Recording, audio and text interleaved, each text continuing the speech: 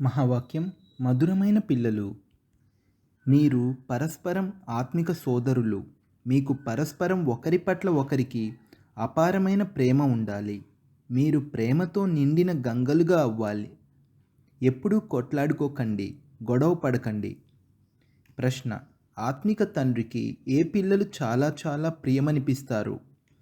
ఎవరైతే శ్రీమతంపై మొత్తం విశ్వం యొక్క కళ్యాణాన్ని చేస్తున్నారో, ఎవరైతే పుష్పాలుగా అయ్యారో, ఎప్పుడూ ఎవరికి ముళ్ళు గుచ్చరో, పరస్పరం చాలా చాలా ప్రేమగా ఉంటారో, ఎప్పుడూ అలగరో, అటువంటి పిల్లలు తండ్రికి చాలా చాలా ప్రియమనిపిస్తారు.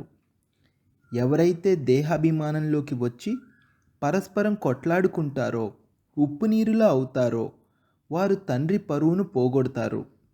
వారు తండ్రిని నిందింపచేసే నిందకులు. ధారణ కొరకు ముఖ్య సారము.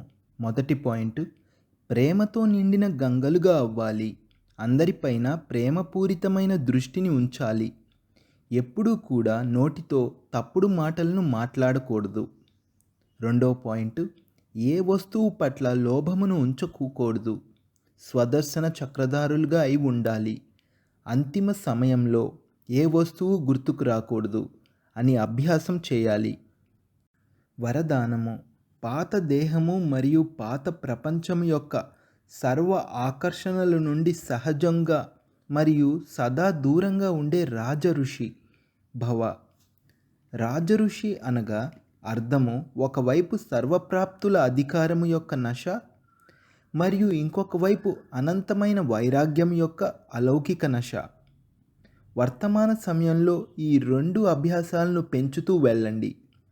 వైరాగ్యము అంటే పక్కకు తప్పుకోవడమని కాదు, కానీ సర్వప్రాప్తులు ఉంటూ కూడా హద్దు ఆకర్షణ మనస్సు బుద్ధిని ఆకర్షణలోకి తీసుకురాకుండా ఉండటము.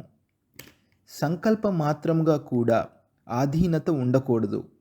అటువంటి వారినే రాజఋషి అని అంటారు, అనగా అనంతమైన వైరాగి.